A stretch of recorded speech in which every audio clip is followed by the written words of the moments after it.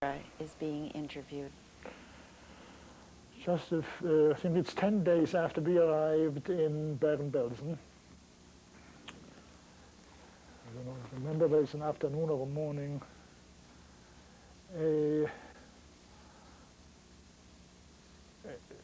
We saw one truck, an English army truck, rolling into the camp, followed by many more.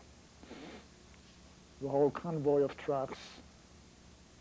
And the officer in the first truck told us that we are liberated, and they introduced themselves as English soldiers and told us that we are free. They had, of course, when you came to the people from Bergen-Belsen, there were a longer time. I mean, we were basically in fairly good health. I wouldn't say in fairly good health. Of course, we had lost weight in Dora already too, but some of the people that were a long time in Bergen-Belsen were really skeletons. And of course, they weren't even able to rejoice. In any case, most of the SS had left. They were, of course, aware that the English were coming. And the few that left, they stayed there. Of course, were taken right away taken away by the English before we could lay hands on them. I don't know what happened to them. I guess they must have taken care of them also after they saw what was going on in the camp, all the skeletons and all the children, the women, the men, and the conditions that they were in the camp at that time. Since I had some kitchen experience, somehow, I don't know how they got to know that, somebody must have mentioned it, the English put me in charge of the camp kitchen. And when we opened we wanted to prepare food, we opened a sack of flour, and we poured it into a container. We noticed shards, glass shards inside the flour, which the SS must have put in before they left. And from then on in, when there was any open container, we first examined it very thoroughly to make sure they didn't put anything in there. Because later on, we got supplies already from the English. But in the beginning, we had to use the supplies that were left over.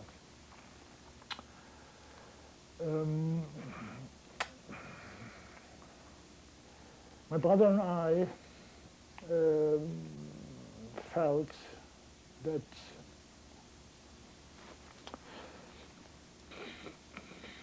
we had spent enough time in camps, so we wanted to make sure to get out as soon as possible.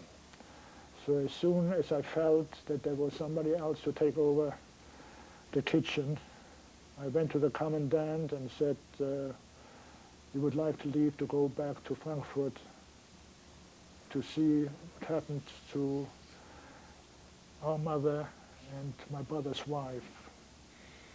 He issued us a pass indicating that we were liberated in Bergen-Belsen, from the concentration camp of Bergen-Belsen, and that we have a permission to travel to Frankfurt am Main.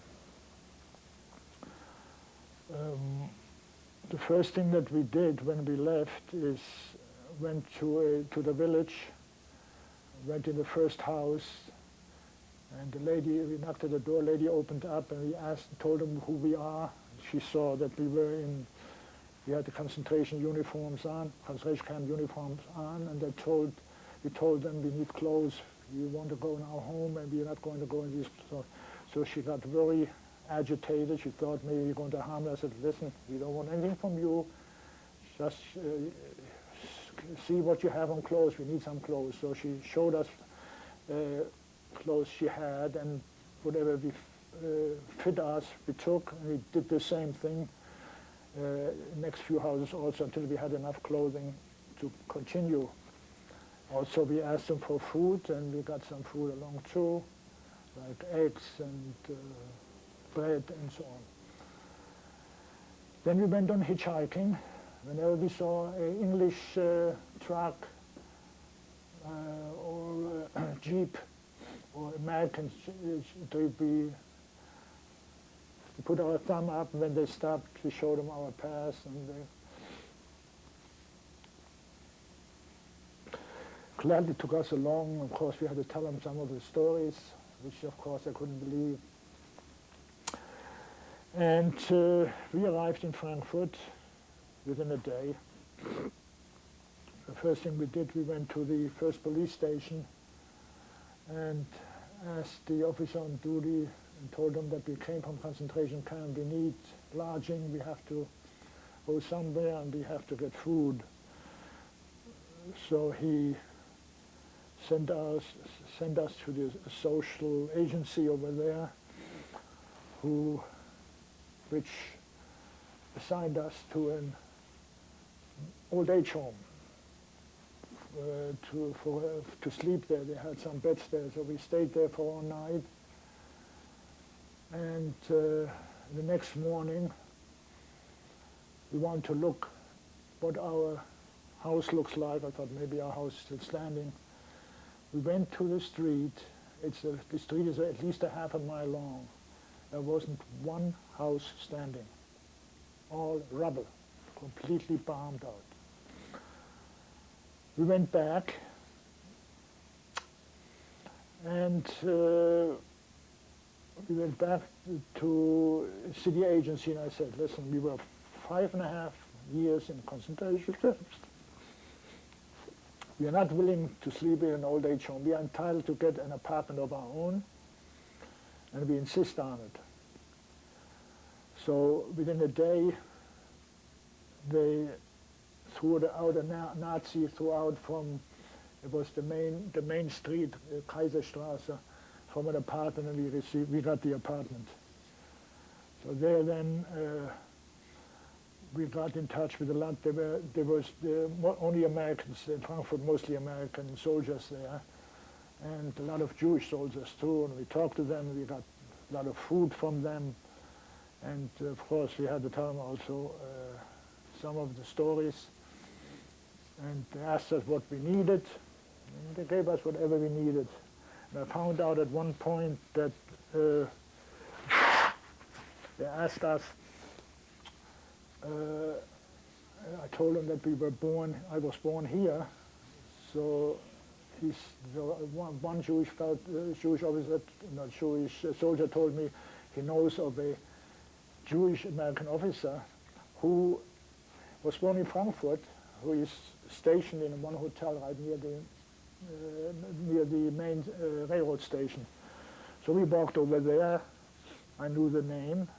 He told me the name. I knew that, as a matter of fact, we were playing together as children. He also went into the same class in public, in the first four grades. So I asked, and I called, I left a message. I went into the hotel. And one thing that bothered me over there was somehow I got used to it in America. We came into that hotel. It was hot. They liked the heat. I couldn't stand it. In any case, he came down and we embraced each other, and he asked me, is there anything that I can do for you?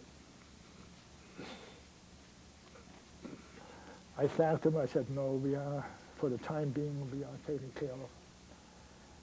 Now, we were also, there were a few other people from Frankfurt that came to Frankfurt also from concentration camps. One of them that was with us in Auschwitz also, which we lost. I mean, I don't think he came with us. He went to Gleiwitz, he walked to Gleiwitz with us, but he must have gone to another camp, gotten to another camp from there, who I also helped with food in the camp. Then they got an apartment too. There were a few girls also. One of the girls, as a matter of fact, one this particular fellow that was from Frankfurt, who I talked about just before, married one of the girls that came back from the camp. He passed away, but she's still alive. She lives in Midtown. Maybe she's a candidate also. So we always got together over there, and it was not far from the synagogue. From the one synagogue that was a conservative synagogue that was left standing. All the others were burned out and torn down. This one was left standing, and that's where, for the high holidays, the American soldiers had their services over there, and we got permission to attend over there too. I don't know, did I mention before that in that Börnerplatz, the synagogue where I was in the choir, when it was burned on Kristallnacht, I had my prayer shawl and all my prayer books that were burned over there too. Now, when it came to the services on the high holidays in that synagogue called the West End Synagogue, because it was in the west end of the town, and it was not far from where Mr. Steinlauf, the other fellow camp prisoner, was living.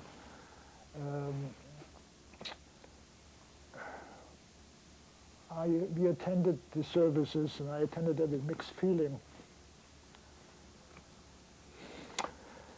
Happy that I was free and I was be able to attend the synagogue, and very sad, reflecting on my parents and all the relatives that I had lost during this Holocaust. And also thought back to the last high holidays that I spent in that Börnerplatz synagogue that was burned shortly thereafter. Of course, it was burned in November, and we had the services there, in the last services in end of September, 1938. Well, our next goal was to leave Germany as soon as possible. Well, we were not willing to spend any more time than necessary over there. There was nothing that was holding us over there. So I think it was in January 1946, they had already sent from the Hayas, that's an Jewish organization, American Jewish organization, to look for DPs, displaced persons, camp survivors who were interested in going to, emigrating to America. Before that, already we wrote to our relatives here in New York, who has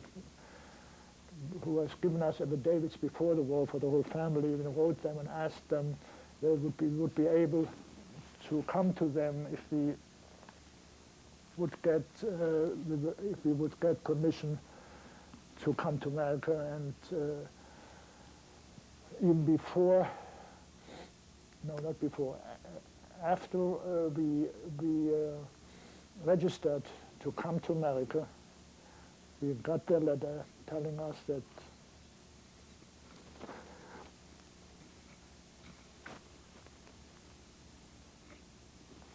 they were happy that somebody was alive. They were very glad and eager to take us in.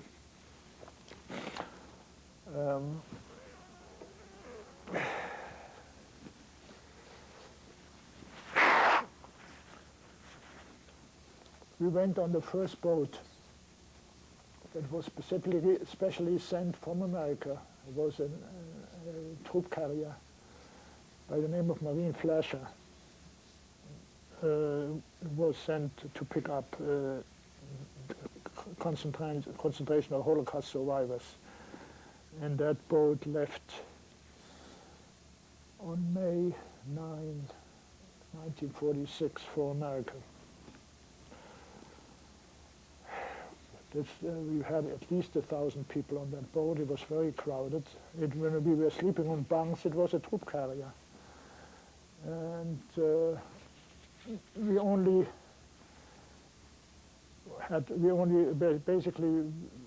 we tried to keep as much above,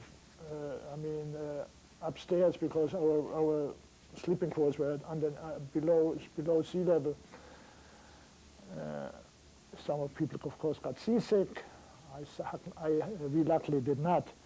But over there already we had on the boat, we had a chaplain from the army. His name is Rabbi Shakhtar. I remember him. Thankfully we had service over there. As a matter of fact, I was reading the portion of the Torah that one Saturday. It was there because I knew that from before. Since I was a member of the choir, and I did that before in Germany also.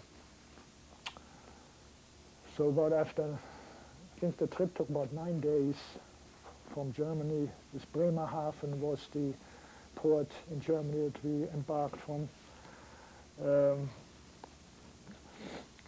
We finally saw the Statue of Liberty. And then we docked on the 50th Street. I know which exactly the name of the, what do you call that, where the boat lands. Port? Huh? Port? No, it's not the port. It's they have numbers there. The pier. The pier.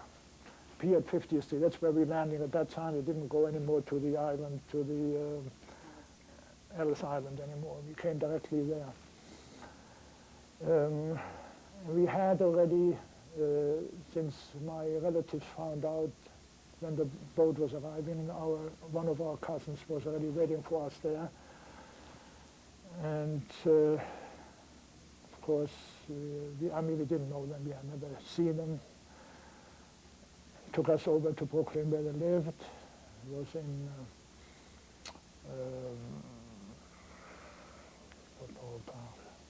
what was the section there? In any case, to their house. It was near Bedford Avenue. And we stayed there for about 3 months. In the meantime, we had some other distant relatives that came to see us. I mean, they spread the word. And one of these relatives had a fur manufacturing shop. They took both me and my brother, and we started working over there. After a few months, I decided no sense of me working as a furrier. I had a trade, so I said I better start looking for a job as a carpenter. And I did find a job. And after 3 months, actually, we moved to Manhattan, not far from here, to Washington Heights. We read in the German Jewish paper about somebody who was renting a furnished room, trying to rent a furnished room, and we applied and we were accepted there. And the daughter of the tenant, of that tenant that took us in, became my sister-in-law. My brother married her.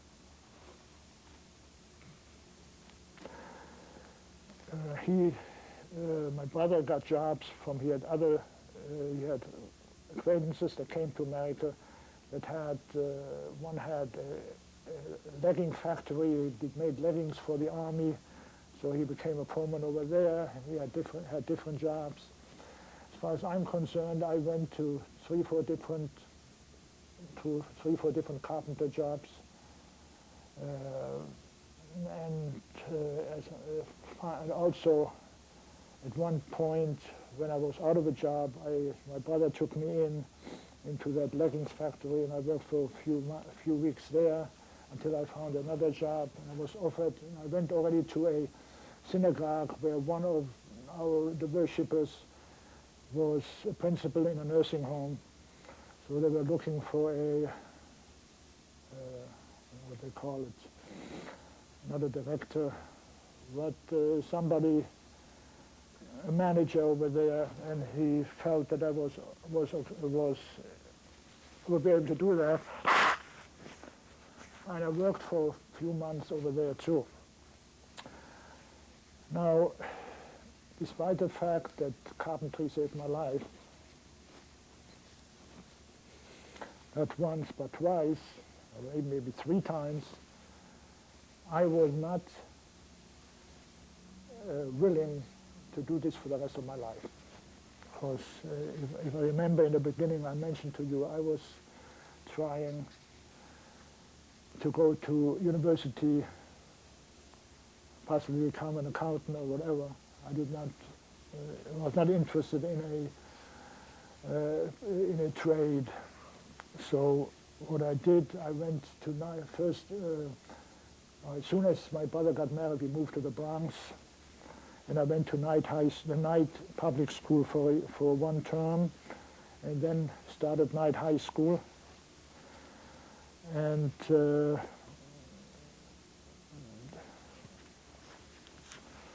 as soon as I had finished my high school, I wanted to become an insurance broker.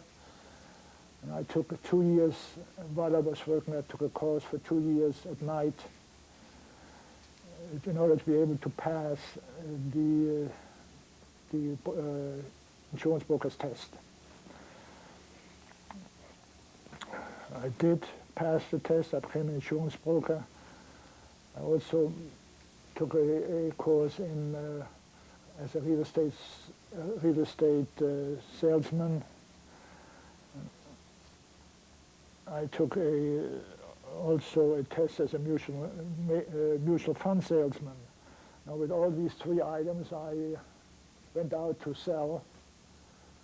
I did quite well, but I was stressed. It was a big stress, and I felt at one point that it was too much for me. So somehow through a friend, he said they're looking for somebody to manage apartment houses for a real estate agent. So I applied.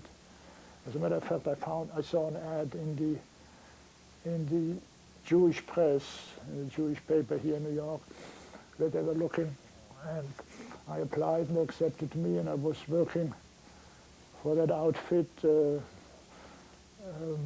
managing houses in Manhattan, in the Bronx, and then for one reason or another, they didn't need me anymore, and I went to another real estate agent who was located in Riverdale, up in the Bronx, and finally wound up, because I didn't like that place, I wound up in Brooklyn, in Borough Park, another real estate agent who had buildings mostly in Brooklyn. And when did you meet your wife? Oh, all right. Let me first finish out with my wife. Actually, I had good friends of my parents, and all in Frankfurt, that came here before the war, had good friends that knew my wife's parents. So when they came together, when I came over here, the friends of my parents were talking about me, and my wife's, the friends of my wife's parents mentioned there is a nice girl available, maybe we can get together.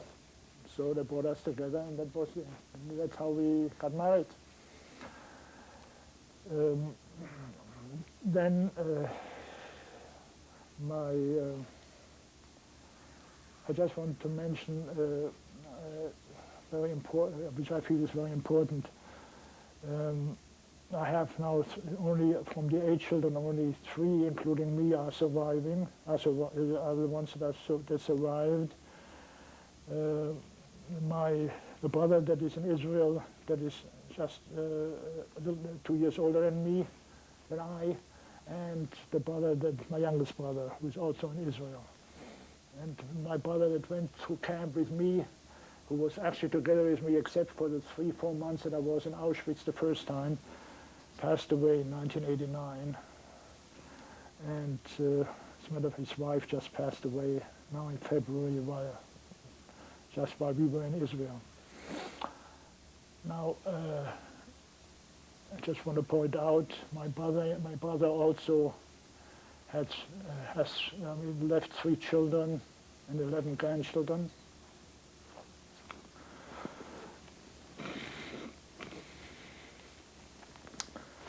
And where was I? Yeah. Okay. Then I just want to. I just wanted to finish up with my jobs. One of the fellows that worked with me in my first job as an agent for the real estate, as an outside agent for the real estate agency, heard from another real estate agent, now from actually not an agent, an owner of a lot of real estate, both commercial and residential. They're looking for an inside man. Since he knew that he was aware that I was a conscientious person, so he suggested for me to go there, and he told this particular investor, or whatever you call him, real estate owner, about me, and he said, he says, I would like to talk to him. I came to him, he interviewed me, and he accepted me.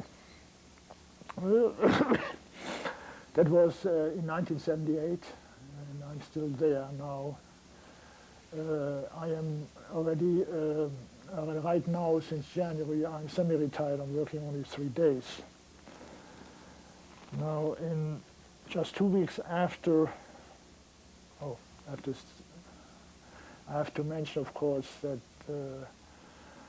my daughter Sari was born in 1956, April 11th, and my son thereafter was born in May 27, 1959, and 2 weeks after I got my last job, my daughter Sari got married.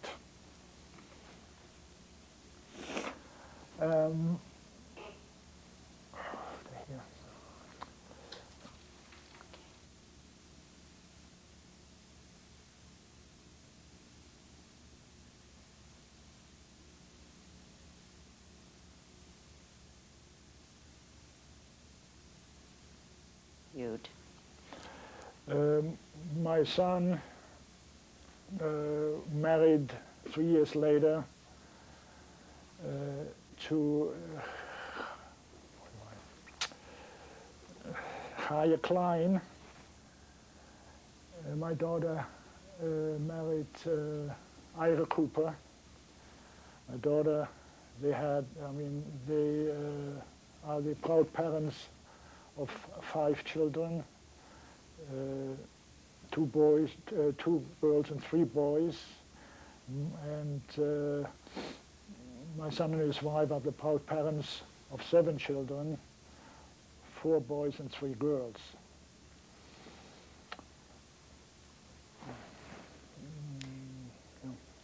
Mr. Spira, when you reflect now on your very, very difficult trial period, what are your thoughts about why you survived, how you survived? I had a very strong will to survive. As a matter of fact, I remember distinctly in Neuengamme, when I was going out to work still, one lunchtime, when we had, after we finished our soup, I was lying in the grass, looking to the sky, and I was thinking, I'll be able to survive that, and I hope I'll be able to see that sky in freedom, even just with bread and water.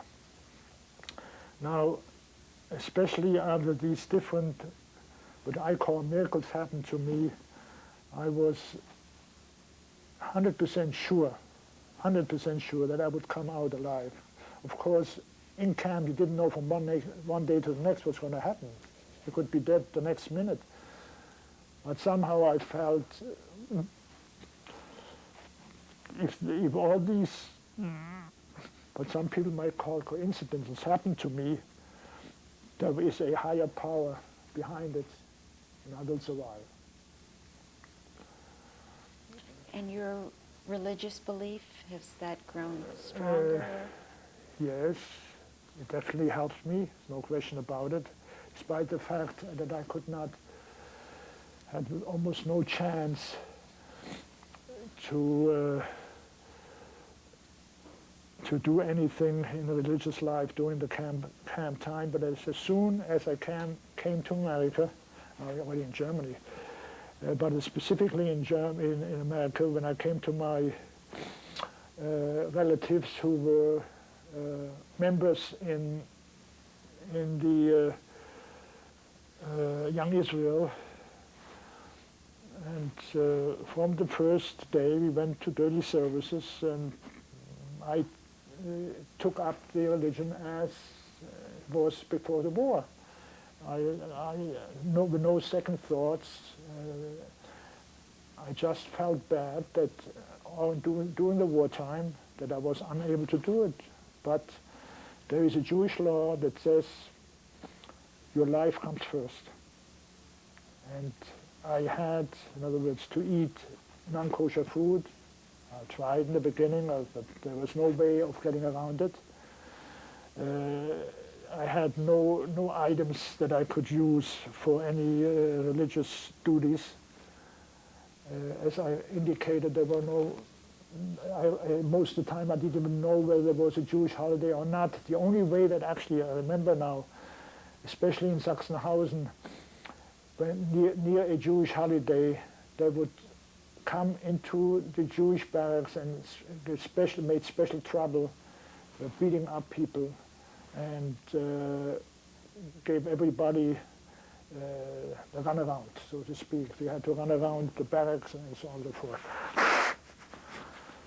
But there was, we always, when we got new prisoners coming into the camp, they always started to do that at the beginning, but if they wanted to live, they traded, they didn't want the soup, somebody would give them a piece of bread and the soup, they would take it, but after a week or so, they had no choice, they had to eat it, and they had no way, I mean, they came together to pray, but they got less and less, and there was, their mind wasn't set on it. They somehow couldn't concentrate on it. It was impossible. There was a fight, a real fight for life. That's all. Have you been back to Germany? No. I've not been back to Germany. Do you have any plans to go, any desire well, to go? I was in Europe a few times.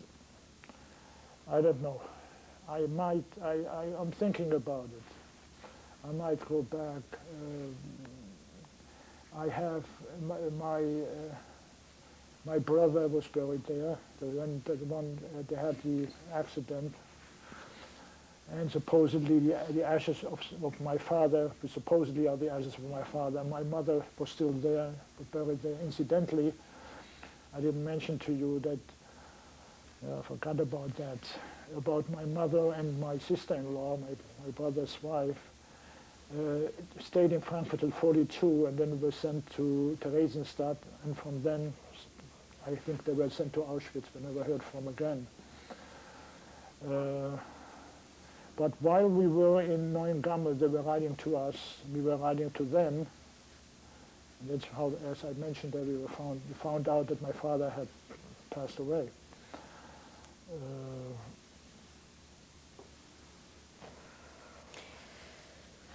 Your history keeps coming back to you. Do you think it has, in any identifiable way, can you say how it shaped your life? How it has shaped your decisions? The only thing is that I gained from that is I have a very strong willpower. If I feel something has to be done, it will be done. For instance, I do exercises 3 times a week, and which keeps me in the shape that I am. I felt it is important. So the whole family started with me. Nobody does it anymore. I do it now actually since 1966. It's almost 30 years. Do you have a message that you would like to have put on this tape? A message to your children or a message to the world? Well, the important message is that people, whoever going to see the video, should not keep it for themselves. They should be aware what went down in Germany, and they should tell it to everybody, specifically their children. And the only way through knowledge of what a civilized person can do to another will possibly prevent this happening all over again, despite the fact we have it happening now in Europe again. But I can only hope that something of some kind of a Holocaust that I went through will never happen again. Thank you. You want to show me? This is a pass I received after liberation when I left Bergen-Belsen, before I left Bergen-Belsen, from the English military government. It says, political prisoner in camp of concentration Spira Max Spira on the 29th November 1922 has been relieved from the camp. Bergen-Belsen has permission to return to his home in Frankfurt am Main, and it's the same in German below. Okay. This is from a certificate issued by the Central Jewish Committee in Bergen-Belsen, giving an order, by order of military government, that I should get every privilege and help as former concentration camp prisoner. This is my ticket for the boat ticket for the Marine Flasher. It's the first displaced person boat that went from Germany to America. And it sailed on May 9th, 1946. And you see here on the bottom, HIAS, which was the organization that arranged the whole trip for the displaced person, former Holocaust survivors, of the Holocaust survivors. What is the name after Spira? Abish? Yeah, this was my name on the birth certificate. Through a mistake of my father, this is a short name for Abraham. And since my grandfather, his name was Abraham, he was still living there. This was that name was for a different person. He was not supposed to have given me that name, and it was later removed. Okay? This picture was taken in the office of the Agudas Yisrael, the Jewish organization, shortly after we came to America. And all these people in this picture came on the Marine Flasher, the first DP boat to New York. You can see me here. That is me, and this is my brother sitting over here. If you want to put it in, it's okay with me. About last year, I wrote a letter to the Auschwitz camp, to find out whether they have any records of my and my brother being there. I received that back, and it indicates that, according to the records stated on the 25th of December 1943, I was an inmate in Auschwitz, Buna, with a number of 6,892. They could not find any records of my brother being there. This picture was taken in 1935 at the wedding of my second oldest brother, Moses, his wife Giesel, near Baumann. From left to right, this is me. At that time I was 12 years old. My brother Haskell, who died in an accident in our apartment. My brother Naftali, who is now in Israel. My youngest brother Manfred, who is now in Israel. This is my brother Isaac, who went through camp with me. It's my oldest brother Julius. This is a sister of my father who lived with us. That's my sister who emigrated to Israel. My mother, and this is my father.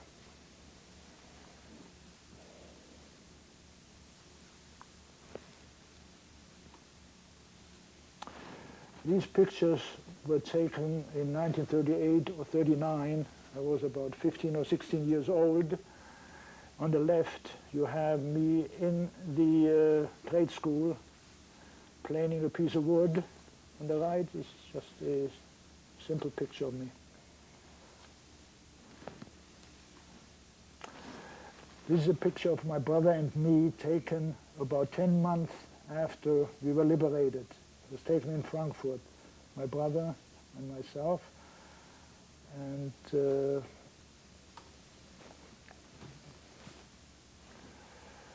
this is a picture taken at the 50th anniversary of my liberation. This was taken in May 1995. In the center row is my son-in-law, Ira Cooper, my daughter Sari, my wife Gloria, myself, my son Reuven, Robert, my daughter Heike, my daughter-in-law Heike. On the top, we have my son's third son, I forgot his name.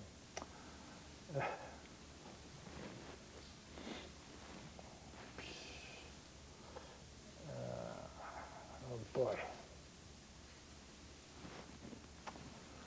I'll come back to him. This is my daughter's son's Aryeh, my second son, and my daughter's oldest son, Yaakov. That is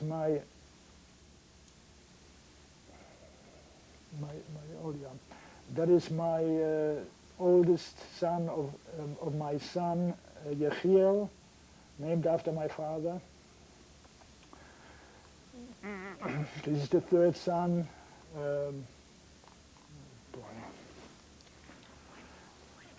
Nochem, after my father-in-law, named after my father-in-law. And this is the baby, Yosef. At that time he was 2 months old. That is my oldest granddaughter from my daughter Sari. That is Shifra. That's the next one, Yael. That's the third son of my daughter, Nochem. This is my son's youngest daughter, Shifra. That's the second daughter, Shoshana, and the oldest daughter, I don't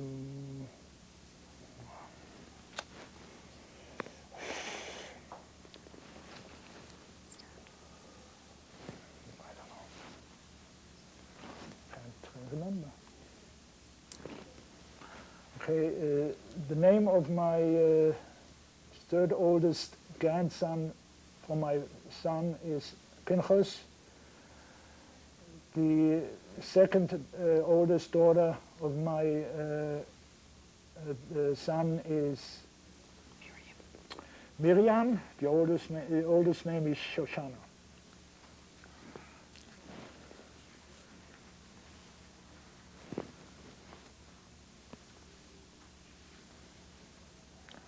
I would like to introduce my wife Gloria, who helped me to produce two children, and thank God we have now 12 grandchildren. Okay. I just want to, we all want to give our thanks to Hashem for whatever whatever occurred during those terrible years that Max went through and brought him here to us. And he's been a very good husband, a wonderful father, and a very devoted grandfather. And I'll introduce my grandchildren, our grandchildren, or they'll introduce themselves. Our oldest is My name is Yaakov. Cooper, and he's 15 years old. My name is Arya Cooper, and I'm 13 years old. My name is Tiffany Cooper and I'm 10. My name is Yao Cooper and I'm 9. And this is Nachum Shalom Cooper, and he'll be 5 in November. And we're very proud of all of them. Oh, we forgot Sari and her husband Ira Cooper. And he is a wonderful son-in-law, and she is a wonderful daughter. What? Robert, do you want to talk? I think Shifra is going to say something about a wonderful program they have in their school on the Holocaust. This is a picture of something that I made after I heard the story of one of the survivors. And after I made this picture, I found out that it was the shul that my grandfather went to. Arye, would you like to say something? I don't know what to say. All right. You don't have to. Yes. Sari will say something. I'll go ahead. I just want to say to my father that I'm very, very proud that he did this and was able to do it, because it's very important for us to know about it and for everyone to know about what happened. And I thank you. All right, Arye, do you want to? Okay, I guess so. I want to thank Mazedi for, well, if he hadn't survived, I wouldn't have been born. And I want to thank him for being such a devoted grandfather. And from what he's told me, I know in a way what he's been through in the Holocaust, and I hope it'll never happen again. Amen. Okay.